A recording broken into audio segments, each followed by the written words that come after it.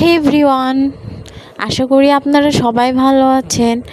আজকে আসলে কয়েকদিন আজকে থেকে কিছুদিন আগ অবধি আমি অতীত নিয়ে কথা বলছি। আমি ভিডিও দিইনি, আসলে আমি সময় পাই না। আসলে চাইলেই তো হয় না।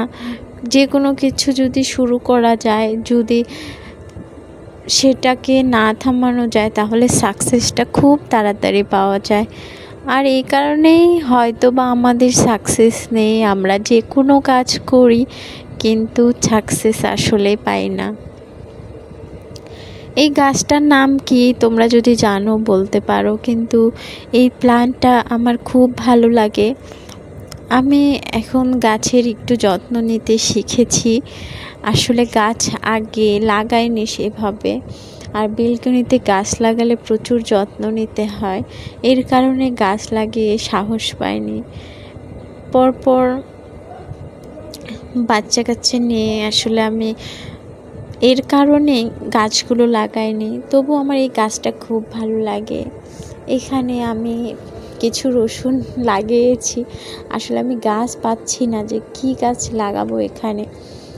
রসুনের গাছগুলোর পাতা খুব ভালো লাগে আমার, তো এগুলোকে প্রচণ্ড ভালো লাগে, যার কারণে আমি একটা ফাঁকা রেখেছি এই টবটা। এই টবে আমি অন্য কোনো গাছ লাগিয়ে দেব। আর এই যে এইখানটাতে এই গাছটা দেখতে এত সুন্দর লাগছিল, গাছের দেখলেই তো দুটো নতুন পাতা বের হয়েছে। আর ওই যে ওইদিকে একটি রঙ্গন গাছ রয়েছে, তো রঙ্গন গাছটা নাই দেখালাম, ওটাকে পরে একদিন তোমাদেরকে দেখিয়ে দেব। আর আমার বেলকনিতে কাপড় চোপড়ে গাছ ভালো হয় না। আমি এত কাপড় চোপড় বেলকনিতে রেখে দিই বা শুকাতে দেই। আমার ছোট বাবু বা ছোট বাচ্চা রয়েছে, যার কারণে আমি আসলে এত জামা কাপড় মেলি ম্যাক্সিমাম টাইম। আর ওই যে আমার আর কিছু গাছেরা বা বন্ধুরা যাই বলো, ওদেরকে জল দিইনি কিছুদিন হলো, কারণ বাইরে বৃষ্টি পড়ে প্রচুর, জল দেওয়া লাগে না। তবু তোমরা ভালো থেকো, টাটা বাই বাই।